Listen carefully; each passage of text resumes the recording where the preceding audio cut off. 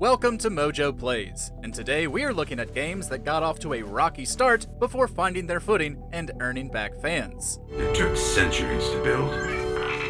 Now, we're counting every day it stands. Before we begin, we publish new content all week long, so be sure to subscribe and ring the bell to get notified about our latest videos. Destiny. I'm a ghost. Actually, now I'm your ghost.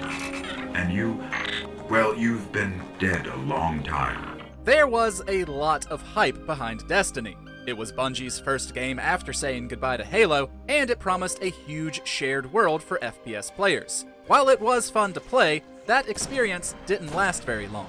The campaign was short, and there wasn't nearly enough post-game content, leading it to grow rather repetitive and stale.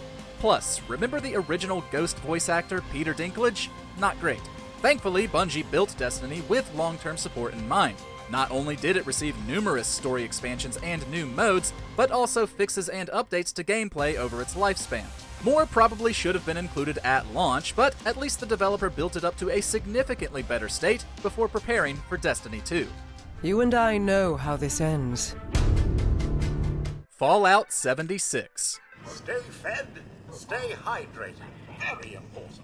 If there's one word we'd use to describe the beginning of Fallout 76's life, it would be embarrassing. 16 times the detail, no NPCs, the money-hungry Power Armor Edition, or Fallout First? Yeah, it was a disaster, both boring and frustrating to play due to its utterly dull quest design and its many technical issues. However, belonging to a company as resource-rich as Bethesda has its perks. The studio has now gotten Fallout 76 to a more fan-approved state thanks to a myriad of updates. NPCs now populate what was once a bare-bones world, bugs are mostly a thing of the past, or at least not that detrimental, and players have enjoyed multiple stories and quests that made the wasteland far more worth exploring.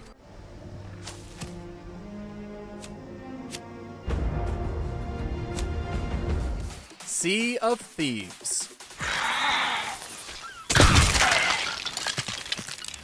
Many players may have looked at Sea of Thieves as a possible return to Rare's wacky creative form prevalent in its work with Nintendo. Most of them were disappointed to find it relatively shallow, with simplistic mechanics, repetitive quests, and not enough content to justify the price tag.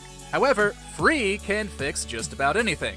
Rare quickly began work on not only improving the base game, but crafting story expansions that could suck in anyone craving adventure, and we didn't have to pay for any of it. Each one, to different degrees, has hooked the imagination of its player base, with their positive word of mouth bringing more in.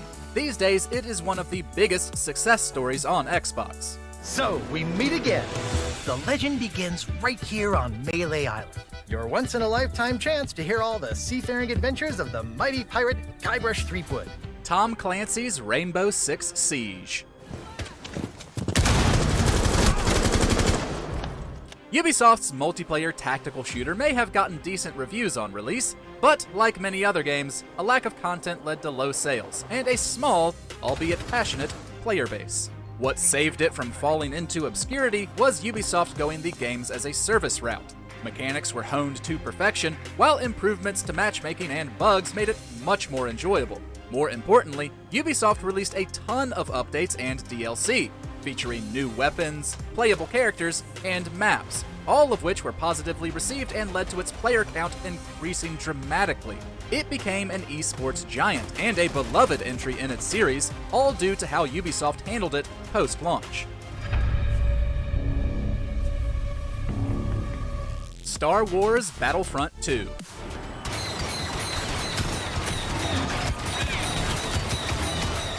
It's hard to think about EA's Battlefront 2 without immediately remembering the loot box fiasco that surrounded its release. Its microtransactions were so ridiculously predatory that government bodies had to weigh in. While that is one of the biggest things it will be remembered for, those who stuck with it know it turned out to be a pretty solid game.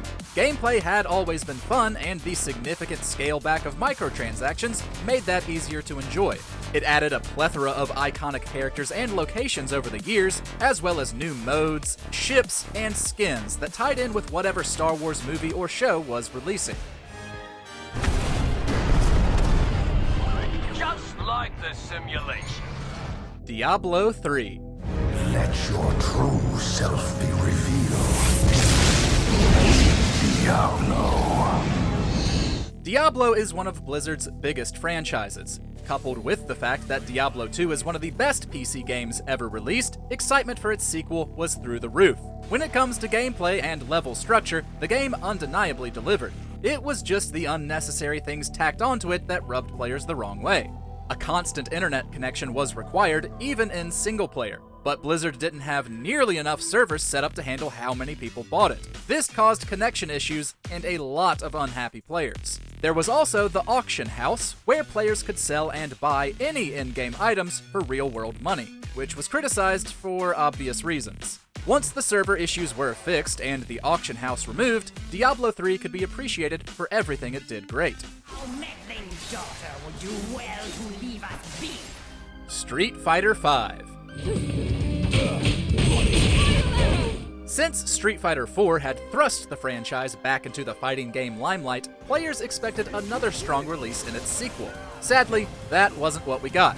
Street Fighter V was extremely bare, with a smaller roster than its predecessor, only the most basic of features, no arcade mode, and barely a story.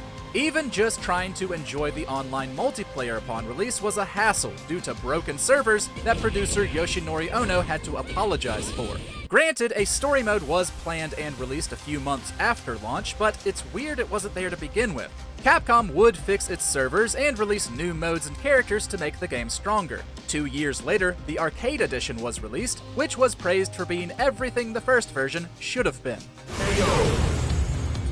What the hell? Final Fantasy XIV. Excellent. 'Tis nice to have a smooth beginning to one's journey, at the very least. Plenty of online multiplayer games crash and burn, though not many come back.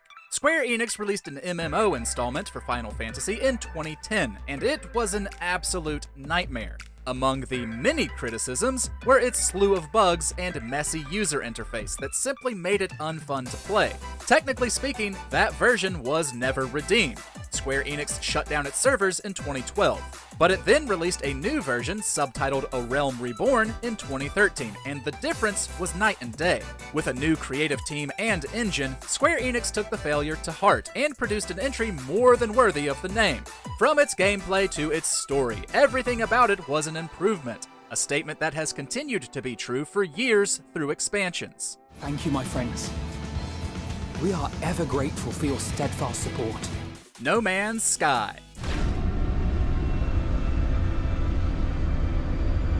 It's one of the most famous tales in gaming, being both an underdog and comeback story.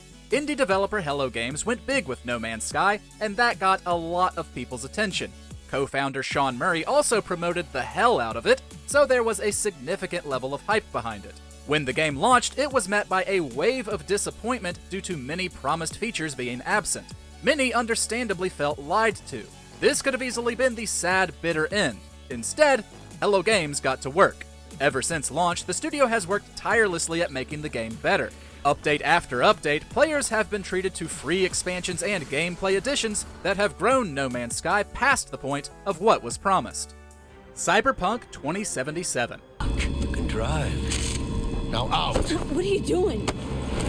CD Projekt Red's highly anticipated sci-fi action RPG had a disastrous launch that will never be forgotten. The broken state of console versions led to it being removed from the PlayStation Store, and the studio being subjected to class action lawsuits. But they proved you can even come back from that. The team has released multiple updates, which fixed many of the bugs, allowing the incredible game beneath to shine through. These updates also came with improvements to mechanics, expanded lore, and some fine-tuning of dialogue, basically enhancing every strength and cutting out every weakness. That's not to mention the fantastic Phantom Liberty DLC, which brought in new characters and a suspenseful new plotline. Cyberpunk 2077 was a failure, but we're grateful it didn't stay that way. Join me for another day in our city of dreams! Know any other games that completely redeemed themselves? I can almost hear the laughter. Let us know in the comments, and be sure to subscribe to MojoPlays for more great gaming videos every day.